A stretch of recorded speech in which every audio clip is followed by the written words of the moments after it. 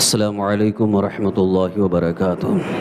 الحمد للہ رب العالمین والعاقبۃ للمتقین والصلاة والسلام علی سید الانبیاء والمرسلین وعلی آلہ واصحابہ اجمعین، اما بعد فاعوذ باللہ من الشیطان الرجیم، بسم اللہ الرحمن الرحیم۔ اولئک الذین اشتروا الحیاة الدنیا بالآخرہ فلا یخفف عنہم العذاب ولا هم ینصرون۔ صدق اللہ مولانا العظیم۔ حصول برکت کے لیے آئیے اور آپ مل کر بڑے ادب و احترام، خلوص و محبت کے ساتھ اپنے آقا و مولا حضور تاجدار مدینہ ارواحنا فداہ جناب محمد الرسول اللہ صلی اللہ تعالی علیہ وآلہ وسلم کی بارگاہ بے کس پناہ میں درود و سلام کا نذرانہ پیش کر لیں۔ پڑھیں اللہم صلی وسلم علی سیدنا و مولانا محمد معدن الجود والکرم وعلی آلہ واصحابہ وبارک وسلم صلاة و سلام علیک یا رسول اللہ، صلاة و سلام علیک یا حبیب اللہ۔ قرآن مقدس کی سورہ بقرہ کی تفسیر آپ سماعت فرما رہے ہیں۔ آیت نمبر 85 تک آپ نے تفسیر سماعت فرمائی، آیت نمبر 86 ابھی میں نے تلاوت کی ہے، لیکن اس آیت کو اس سے پہلے بھی ہم نے پڑھا، لیکن یہ آیت نمبر 86 کا آخری حصہ ہے جو پچھلے درس میں رہ گیا تھا، بلکہ اس سے پیشتر مسلسل تقریباً اس سے پہلے کی تقریباً 8-10 آیتیں جن میں یہودیوں کے چند عیوب اور یہودیوں کے متعلق ان کی بدعہدی، بے وفائی وغیرہ کے حوالے سے ذکر ہوا۔ اب آخر میں ان کا انجام کیا ہے اس کا یہاں پر ذکر ہے۔ یہ آیت کا آخری حصہ ہے، انجام کیا ہے اور انہوں نے کیا کیا۔ اللہ تبارک تعالیٰ نے ارشاد فرمایا اولئک الذین اشتروا الحیاۃ الدنیا، یہ ہیں وہ لوگ جنہوں نے آخرت کے بدلے دنیا کی زندگی خرید لی۔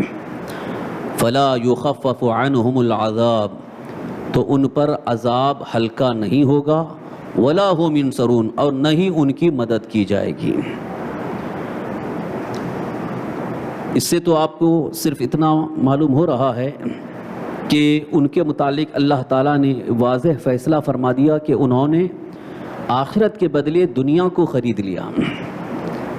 حقیقت میں دیکھا جائے تو یہودی خالص دنیا کے لیے وہ دین بیچ چکے ہیں، اور اصل دین موسیٰ علیہ السلام جس پر ان کا دعویٰ ہے وہ دین چھوڑ چکے ہیں۔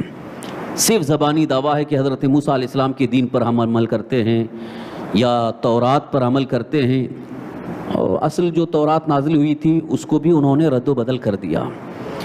تو اسی دور سے یعنی حضور صلی اللہ علیہ وسلم کے زمانے پاک میں جو یہودی تھے ان کا بھی معاملہ ایسا ہی تھا، بلکہ اب اس دور میں جو اپنے آپ کو یہودی کہتے ہیں وہ تو مکمل طور پر وہ کفر کی طرف مائل ہو چکے ہیں۔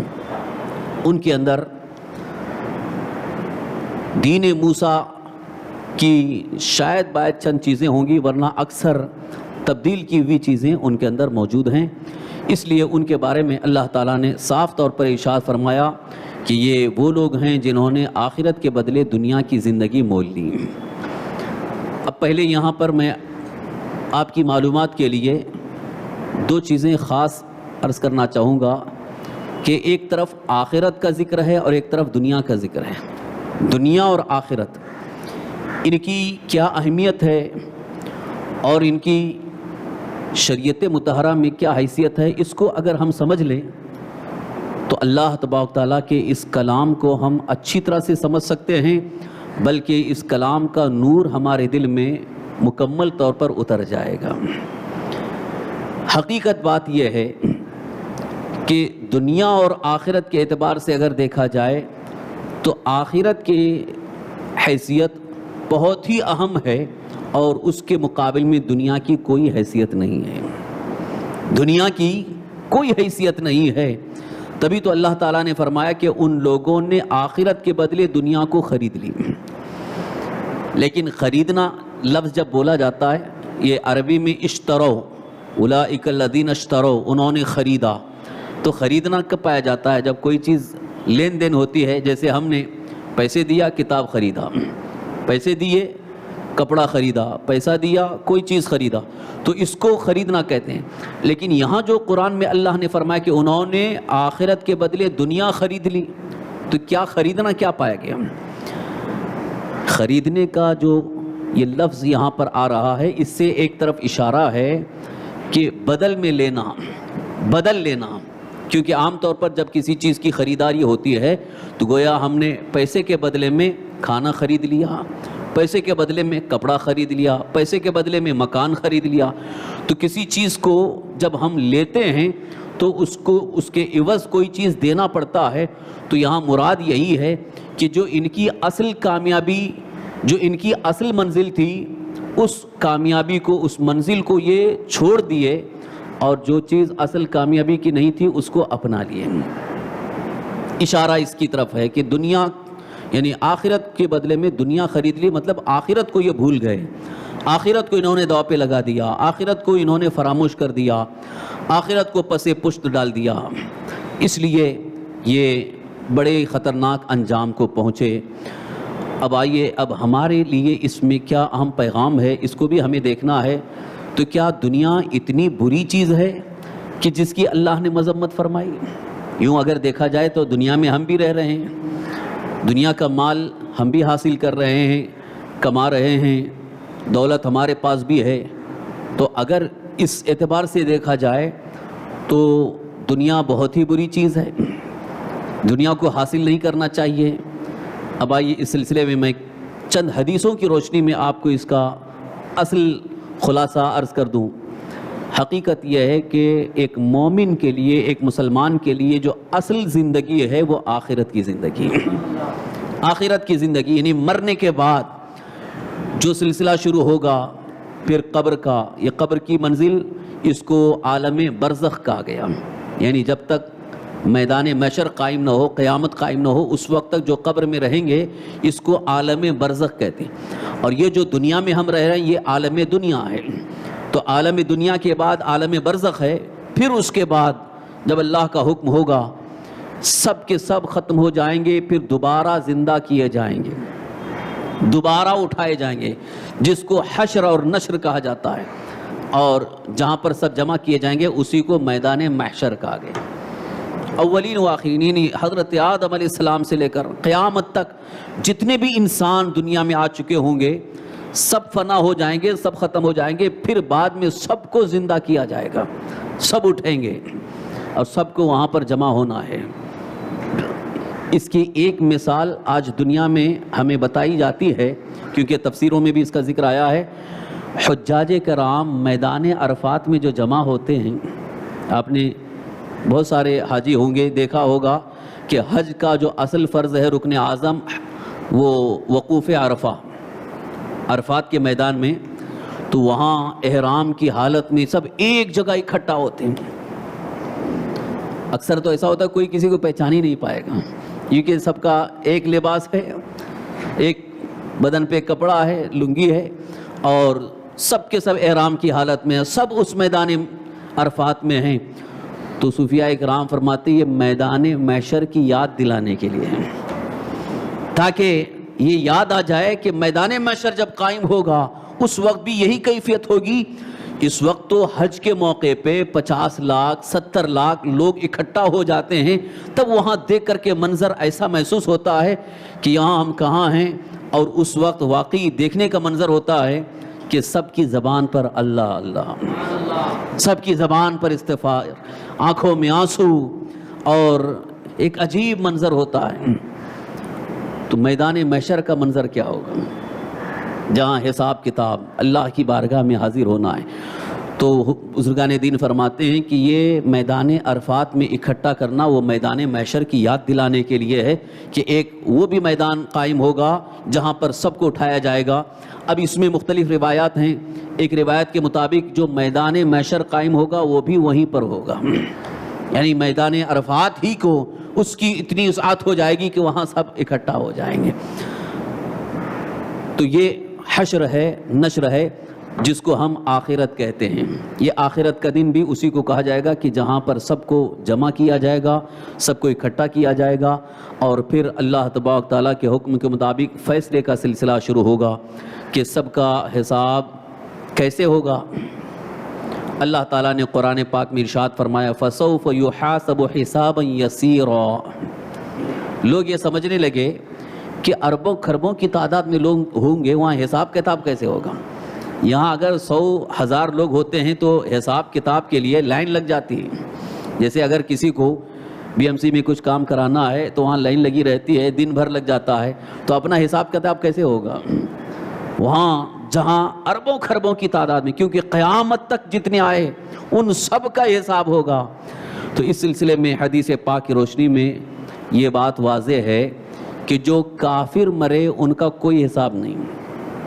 ان کا کیا حساب, یعنی جو کفر کی حالت میں مرے, کافر ہی رہے, مشرک رہے, تو ان کا کوئی حساب نہیں. ان کو سیدھے حکم ہوگا جاؤ تمہاری اصل اب منزل ہو گئی, یعنی جہنم کی طرف انہیں بھیج دیا جائے گا. اللہ تعالیٰ نے قرآن پاک میں بھی اس کا ذکر فرمایا ہے کہ جہنم کی طرف ان کو کھینچا جائے گا, یعنی فرشتوں کو حکم ہوگا ان کو کھینچ کے لے جاؤ جہنم میں ڈال دو, ان کا کوئی حساب نہیں.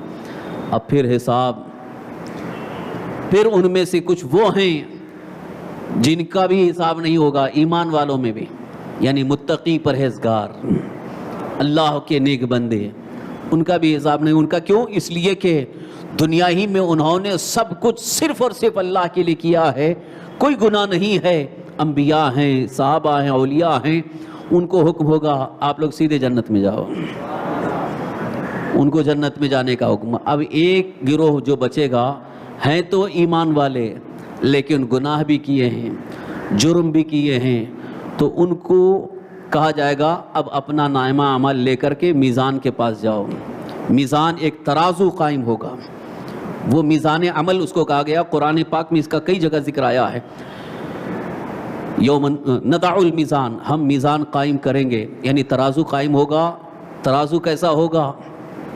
ایک حدیث پاک میں آیا ہے کہ وہ میدان محشر میں جو میزان ہوگا, جو ترازو ہوگا, اس کا ایک پلڑا ساتوں زمین کو, زمین کے جو 7 طبقات ہیں, یا ساتوں زمین اور ساتوں آسمان بھی ایک پلڑے میں رکھے جائیں تب بھی اس میں اور جگہ باقی رہے گی.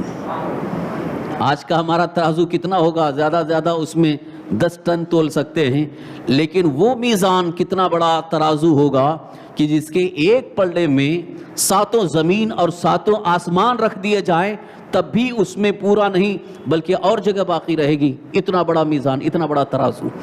اب اس میں ہمارا نامہ اعمال کیا ہوگا, یعنی جو ہماری زندگی کے کیے ہوئے اعمال ایک کتاب کی شکل میں ہمارے ہاتھ میں دیے جائیں گے, لے جاؤ اس میں رکھو.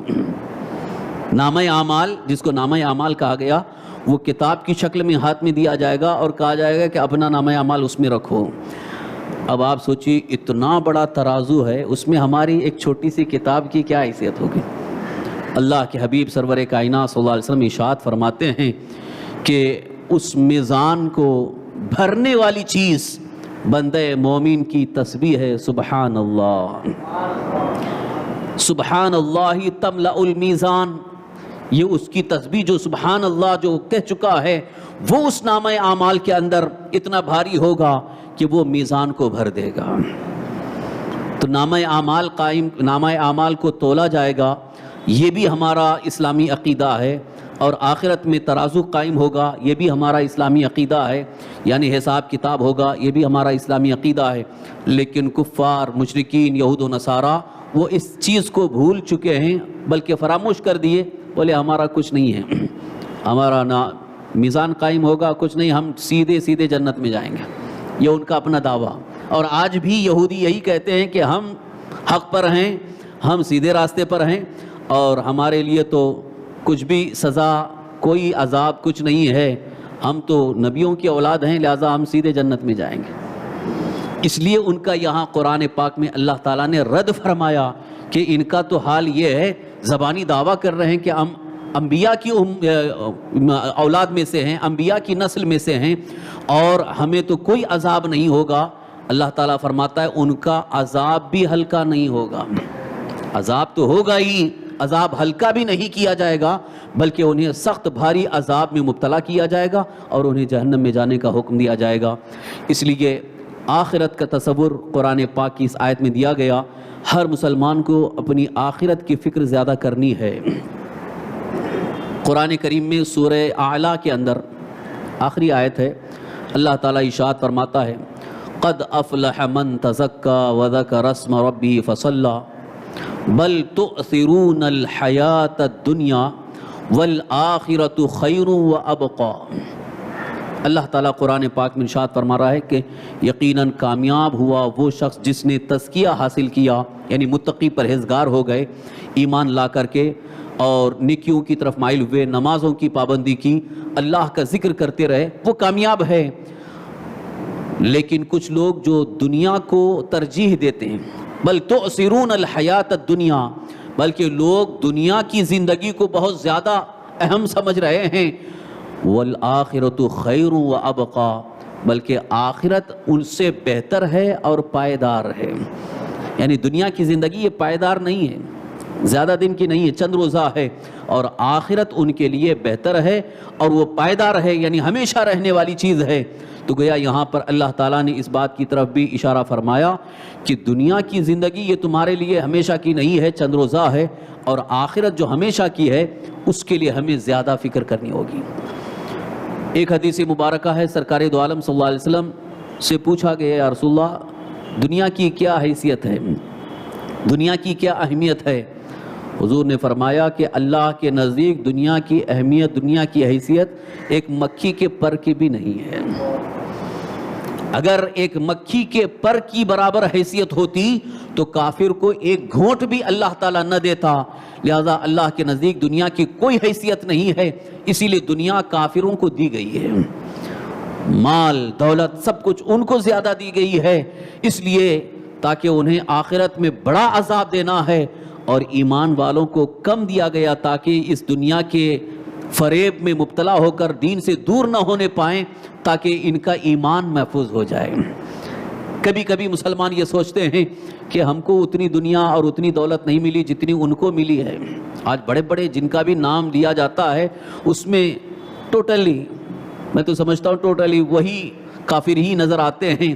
کیوں؟ اس لیے ان کو دنیا دی گئی کہ یہ دنیا ہی میں ان کے لیے سب کچھ ہے، آخرت میں ان کے لیے کچھ نہیں۔ ایمان والوں کو اگر دنیا دی بھی گئی ہے تو ایک بہت بڑا امتحان ہے، آزمائش ہے، تاکہ اس دنیا کے ذریعے ہم اپنی آخرت کو سنوار سکیں، آخرت کے نیکیاں کر سکیں، اللہ کی رضا کے کام کر سکیں۔ اب آئیے آخری خلاصہ، دنیا اور آخرت کو آپ نے اچھی طرح سے سمجھ لیا، تو اب دنیا اتنی گری ہوئی چیز ہے اور دنیا اتنی بیکار چیز ہے، تو ہم دنیا کیوں حاصل کرتے ہیں؟ دنیا حاصل کرنا یہ ہمارے حق میں بہتر ہے یا نہیں؟ سب سے پہلے آپ دنیا کی تعریف سمجھو، پھر اس کے بعد خلاصہ آپ کو سمجھ میں آ جائے گا۔ دنیا کہتے کسے ہیں؟ دنیا کس چیز کو کہا گیا؟ کئی بزرگان دین نے واضح فرمایا جو چیز اللہ سے غافل کر دے وہ دنیا ہے۔ بڑی سادہ تعریف ہے، بہت آسان تعریف ہے۔ کس کو دنیا کہا گیا ہے قرآن میں، حدیث میں؟ جو چیز اللہ سے غافل کر دے وہ دنیا ہے، اور جو چیز تمہیں اللہ سے غافل نہ کرے تو وہ تمہارے حق میں دنیا نہیں، بلکہ وہ بھی اس سے بھی تمہارا آخرت کا فائدہ ہے۔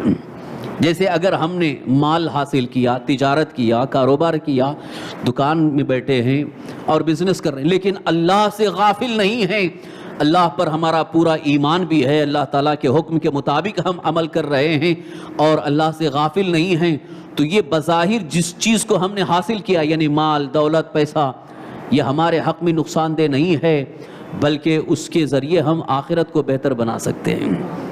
غریبوں کی ہم نے مدد کر دی، آخرت بن گئی۔ اسی دولت کے ذریعے ہم نے مسجد تعمیر کر لی، ہمارے لیے آخرت میں اللہ تعالیٰ کے فضل سے جنت میں محل تعمیر ہو گیا۔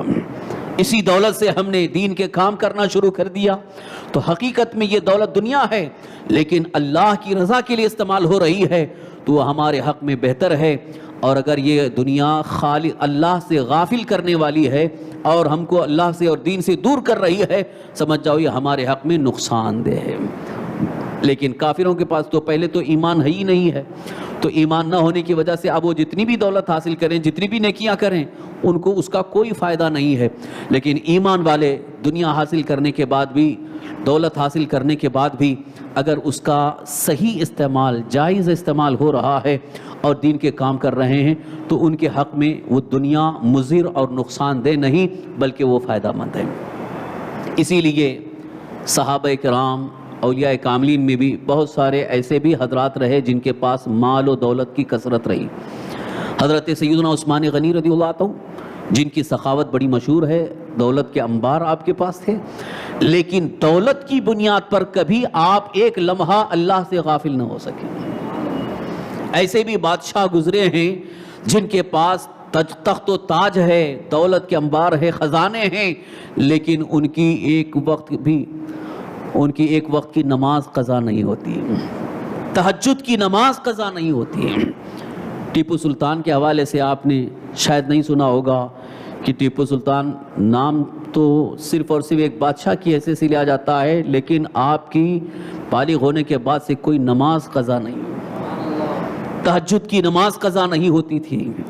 وقت کے بادشاہ ہیں، سلطان ہیں، لیکن اللہ سے غافل نہیں ہیں۔ تو ایسے وہ حضرات جن کے پاس اگر دنیا آ بھی گئی تو ان کو دنیا حاصل کرنے کے بعد بھی دنیا انہیں اللہ سے دور نہیں کر رہی ہے، تو ان کے حق میں وہ دنیا مضر اور نقصان دہ نہیں ہے۔ لیکن جس کے پاس دنیا کی دولت آنے کے بعد وہ اللہ سے غافل ہو گیا، سمجھ جاؤ وہ اس کے حق میں نقصان دہ ہے۔ اسی چیز کی طرف یہاں اشارہ کیا جا رہا ہے کہ یہودیوں نے دنیا کو آخرت کے بدلے میں دنیا خرید لیا، یعنی دنیا لے لیا اور آخرت کو بھول گئے۔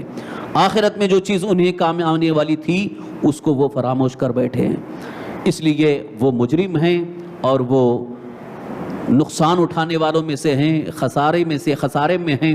لیکن ایک ایمان والا اگر ایمان کی حالت میں اللہ پر کامل بھروسہ رکھتے ہوئے، اللہ تعالیٰ کے احکام پر عمل کرتے ہوئے اگر اتنی دنیا حاصل کرتا ہے کہ جس سے اس کی جائز ضروریات پوری ہو سکیں، کسی کے سامنے ہاتھ پھیلانے کی ضرورت نہ پڑے، تو وہ اس کے حق میں بہتر ہے۔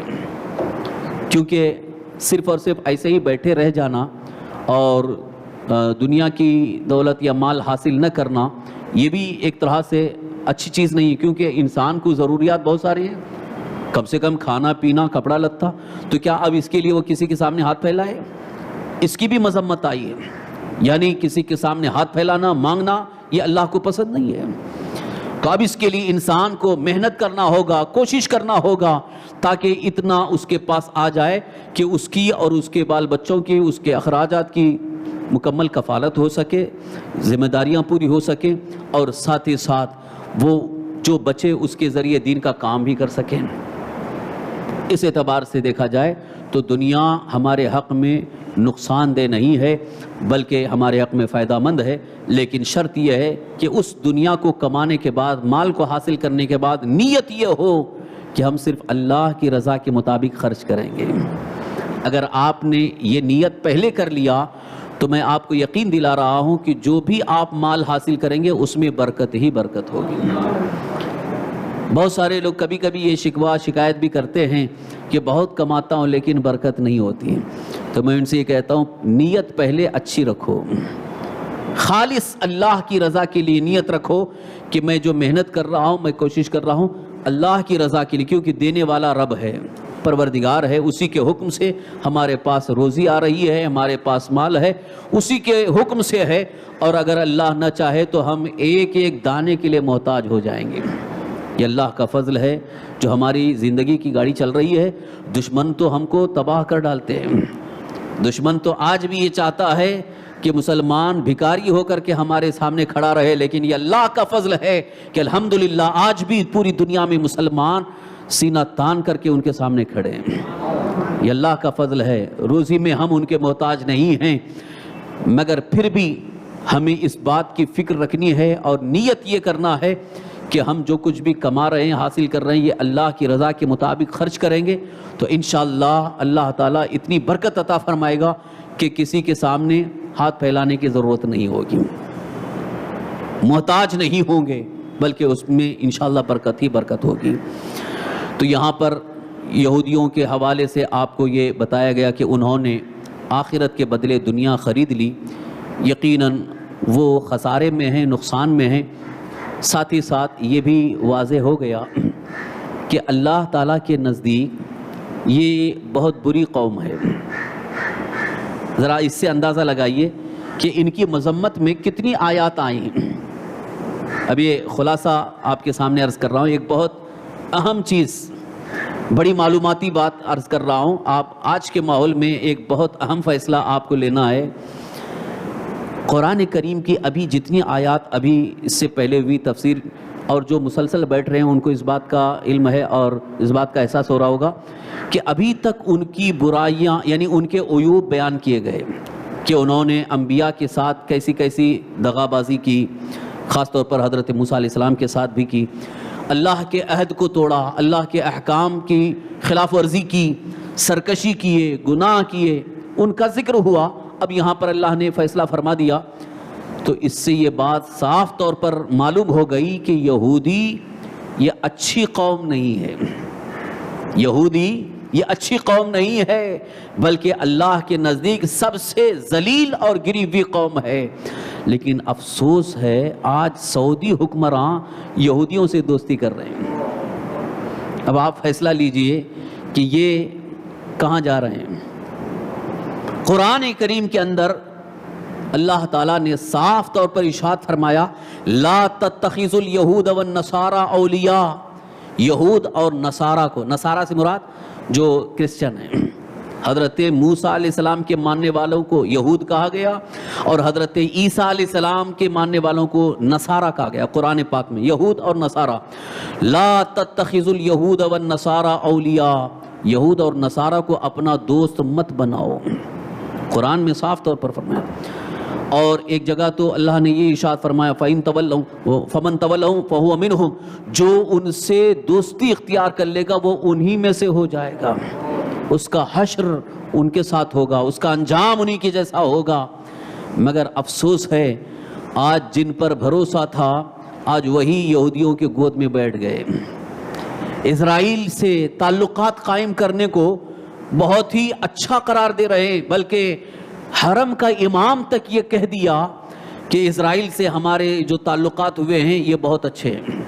آپ نے تو سنا ہے، سوشل میڈیا پر بھی یہ وائرل ہو چکا ہے، بلکہ صحیح رپورٹ ہے۔ میں تو سوشل میڈیا پر بھروسہ نہیں کرتا، لیکن یہ حقیقی رپورٹ اور تاریخ ساز یہ خبر ہے، اور اس خبر کے آنے کے بعد ہندوستان کے بلکہ پوری دنیا کے علماء کے ہوش اڑ گئے کہ ان کو کیا ہو گیا ہے کہ یہ حرم میں بیٹھ کر کے کہہ رہے ہیں کہ یہودیوں سے ہمارے تعلقات جو ہو گئے ہیں اور اسرائیل سے سفارتی تعلقات یہ ہمارے حق میں بہتر ہو گئے۔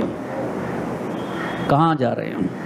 قرآن کو انہوں نے ٹھکرا دیا اور اللہ کے فرمان کو ٹھکرا دیا، اور صاف طور پر کہہ رہے ہیں کہ یہودیوں سے ہمارے تعلقات اچھے ہو گئے، جبکہ اللہ فرما رہا ہے ان کو دوست مت بناؤ۔ لیکن آپ کو یہ بھی بتا کر کے میں اس بات کا احساس دلانا چاہتا ہوں، یہ بہت پہلے سے سازش چلی تھی، اور آج یہ سازش بلکہ منظر عام پر آ گئی، پردے پر آ گئی۔ پہلے سے یہ سازش چل رہی تھی کہ ان کے درمیان یہودی گھس چکے تھے، یہودیوں نے، نصارہ نے اپنی عورتوں کو ان میں بھیج دیا اور ان کی اولادیں ہو چکی، اور پھر ان کے تعلقات پہلے سے ہو چکے تھے، لیکن اب آفیشیل طور پر پوری طرح سے انہوں نے اپنے آپ کو یہودی ثابت کر دیا، اپنے آپ کو یہودیوں کے حمایتی اور یہودیوں کی تائید ثابت کر دی، اور دنیا کے سامنے کھل کر کے کہہ رہے ہیں اسرائیل سے ہمارے تعلقات ہو گئے ہیں اور یہ سب سے بہتر ہے۔ ایک کم پڑھا لکھا ایک مسلمان بھی یہودیوں سے اس لیے نفرت رکھے گا کہ انہوں نے مسلمانوں کے ساتھ ظلم کیا ہے کہ نہیں؟ پوری دنیا میں تو چھوڑو، پوری دنیا میں جو کیا وہ فلسطین کے ساتھ، فلسطین کے مسلمانوں کے ساتھ جو انہوں نے ظلم کیا ہے آج پوری دنیا جانتی ہے، تاریخ ہے۔ فلسطین کے بچوں کو تک انہوں نے نہیں چھوڑا ہے، بچوں کے اوپر ظلم کیا ہے، عورتوں کی بے عزتی کی ہے، عورتوں کی عصمت دری کی ہے، اور ان کی فوج کو مسجدوں میں بھیجا جاتا ہے، مسجدوں سے اٹھا کر کے لے جاتے ہیں، انسانوں کے ساتھ ظلم کرتے ہیں، اور گھروں سے عورتوں کو اٹھا کر کے لے جا کے فوجی ان کی عزت کو تار تار کرتے ہیں، اور بچوں کو ہتھیار پر اچھال کر کے ان کا خون بہایا جاتا ہے، اور پھر یہ کہتے ہیں کہ ہم سب سے امن پسند ہیں۔ یہ یہودی قوم ہے. اسرائیلی سب سے کٹر دشمن اسلام ہے.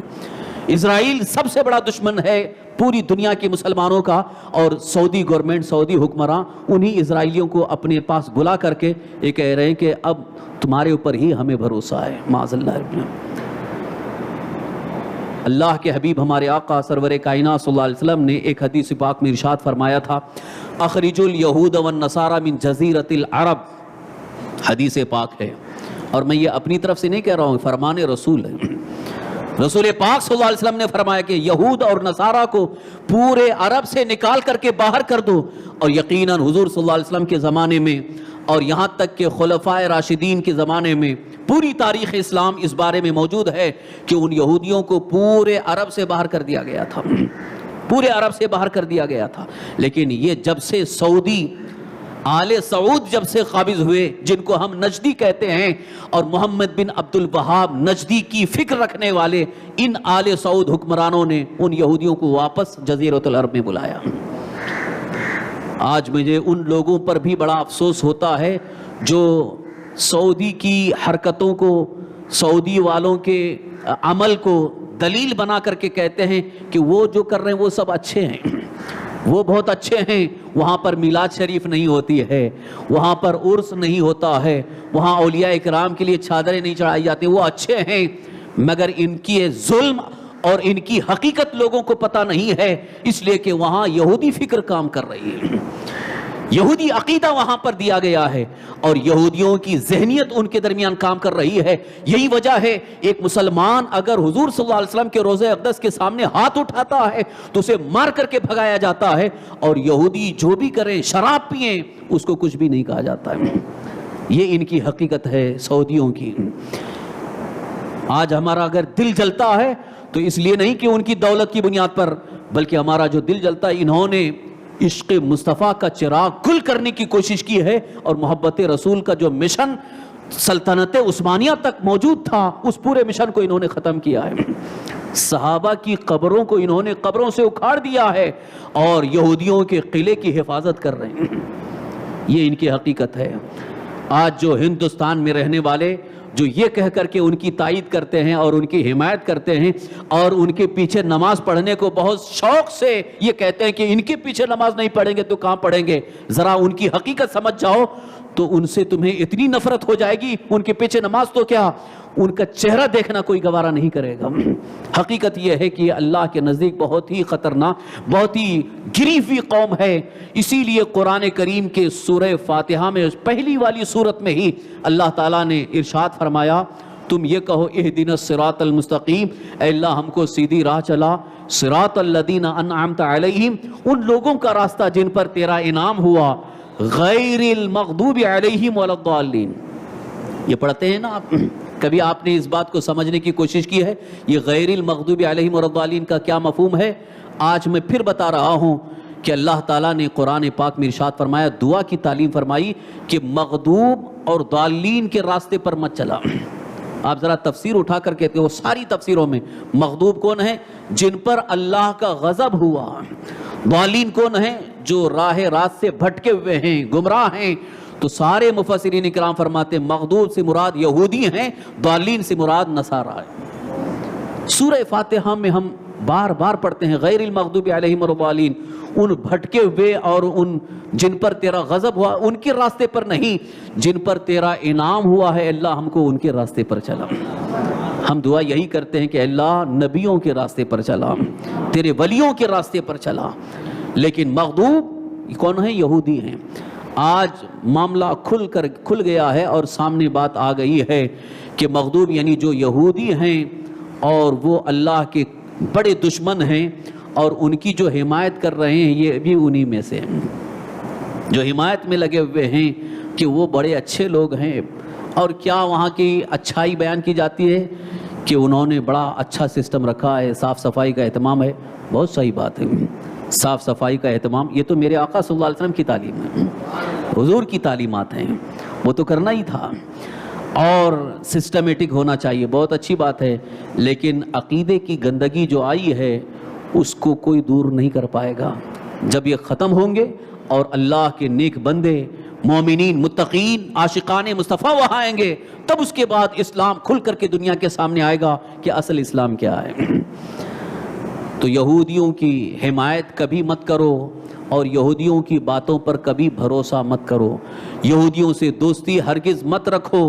اور آج پوری دنیا میں جتنا بھی جہاں کہیں فتنہ فساد ہوتا ہے، اس کی اگر جڑ کی تلاش کرو تو وہاں آپ کو پتہ چلے گا یہودی ہی ہے۔ آپ کو یہ سن کر کے حیرت ہوگی، بہت سارے لوگ اس بات کو جانتے بھی ہیں اور یہ کھل کر کے بات سامنے آ گئی ہے۔ ورلڈ ٹریڈ سینٹر پر جو حملہ ہوا تھا امریکہ میں ورلڈ ٹریڈ سینٹر پر حملہ ہوا، نام کیا دیا گیا؟ اسلامی دہشت گردی، مسلمان دہشت گرد، یہ اسامہ بن لادن۔ حالانکہ حقیقت یہ ہے یہودیوں کی جو سب سے بڑی تنظیم ہے موساد، اس نے حملہ کروایا تھا۔ یہ بات کھل کر کے سامنے آ گئی۔ 50,000 یہودی اس میں کام کرتے تھے، جس دن حملہ ہونا ہے ایک بھی یہودی وہاں نہیں ہے۔ آپ کو حیرت ہوگی کہ جیسے حملہ ہونے والا ہے، ان کو پتا ہے کہ یہاں حملہ ہونے والا ہے، تو اگر کوئی مسلمان کرتا تو کیا یہودی کو بتاتا کہ آج حملہ ہونے والا ہے، آج کام پر مت جانا؟ 50,000 یہودی ورلڈ ٹریڈ سینٹر میں کام کرنے والے، ایک بھی اس میں یہودی نہیں آیا تھا جس دن حملہ ہونا ہے۔ اس کا مطلب ساری پلاننگ ان کی تھی، سارا منصوبہ ان کا بنایا ہوا ہے۔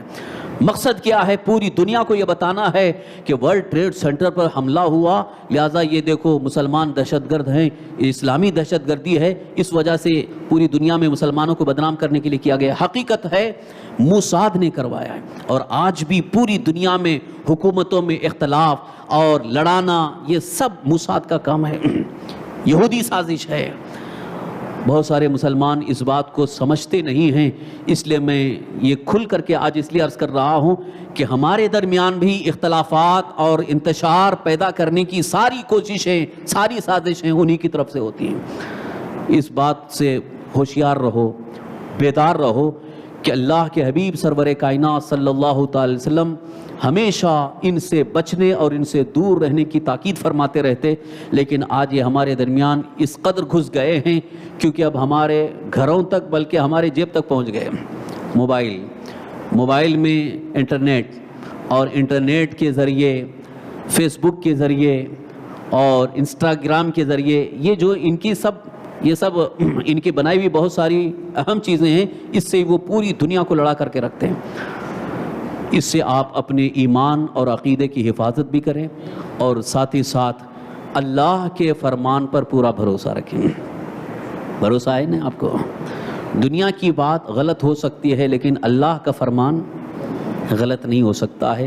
جس نے ساری کائنات کو پیدا فرمایا، جس نے پوری کائنات کا نظام عطا فرمایا، اور آج دنیا بھی قائم ہے اللہ کے حکم سے، اور جب اللہ کا حکم ہوگا دنیا ختم ہو جائے گی۔ لیکن افسوس یہ ہے کہ آج بہت سارے مسلمان یہودیوں کی باتوں کو بہت بڑے غور سے سنتے ہیں اور اس کا بڑا اہتمام کرتے ہیں، لیکن اللہ کے فرمان کو سننے کے لیے تیار نہیں ہیں۔ آج یہی دیکھ لیجئے، اللہ کے فرمان کو سننے کے لیے، سنانے کے لیے ہم نے ہفتے میں ایک بار کا انتظام کیا ہے۔ کتنے لوگ بڑے شوق سے آتے ہیں، آپ قابل مبارکباد ہیں، اللہ کے فرمان کو سننے کے لیے آئے، مجھے نہیں۔ یہ بھی آپ یاد رکھیے، آپ مجھے سننے کے لیے نہیں آئے بلکہ اللہ کے فرمان کو سننے کے لیے آئے، اور اللہ تعالیٰ اس کی برکتیں آپ کو زندگی بھر عطا فرمائے گا۔ میں یہ عرض کرنا چاہتا ہوں کہ آج ان کی باتوں کو، یہودیوں کی باتوں کو، میڈیا کو سننے کے لیے وقت بہت زیادہ ہے، لیکن اللہ کے فرمان کو، اللہ کے کلام کو سننے کے لیے وقت نہیں ہے۔ اس کا بھی ہمیں بڑا افسوس ہے۔ بہرحال زندگی ہماری بڑی مختصر ہے، یہ دنیا فریب دینے والی ہے، اس لیے دنیا کا فریب، دنیا کے دھوکے میں نہ رہیں، اللہ کے فرمان کو اپنے سینے سے لگائے رکھو، اللہ کے فرمان کو اپنے سینے سے لگائے رکھو اور اللہ کے فرمان پر پورا بھروسہ رکھو، اور زندگی بھر قرآن کی خدمت اور قرآن سے اپنا تعلق گہرا کر لو۔ انشاءاللہ کوئی بھی یہودی تمہیں گمراہ نہیں کر سکتا ہے اور کوئی بھی نصرانی گمراہ نہیں کر سکتا ہے۔ اسی مقصد کی خاطر ہم نے یہ تفسیر کا درس کا اہتمام کیا ہے، اور آپ خود اس بات کو محسوس کر رہے ہوں گے، الحمدللہ کلام پاک کی برکت سے ہمارا ایمان تازہ ہوتا ہے۔ الحمدللہ ہمارا ایمان تازہ ہے اور انشاءاللہ ایمان کی حفاظت بھی ہوگی۔ یہ بتانے کا ایک خاص مقصد یہ ہے کہ آج کے اس دور میں یہودی جن کے پاس دنیا کے بہت سارے وسائل ہیں اور ان وسائل کے ذریعے وہ گمراہ کرنے اور بہت سارے اختلافات پیدا کرنے کے لیے حربے استعمال کر رہے ہیں، ان کی طرف توجہ نہ کریں۔ اللہ کے مقدس کلام قرآن عظیم اور اللہ کے حبیب سرور کائنات صلی اللہ علیہ وسلم کے ارشاد کی طرف توجہ رکھیں، اور جو صحیح عقیدے والے ہیں یعنی ایمان والے اہل سنت و جماعت، انہی کے ساتھ رہنے کی کوشش کریں۔ انشاءاللہ ایمان بھی محفوظ ہے، اور آخرت میں وہ آخرت کا منظر اس وقت ہمیں دیکھ کر کے تسلی ہوگی جن کے لیے ہم نے دنیا کو چھوڑ دیا ہے، آج ہماری شفاعت وہی فرمائیں گے۔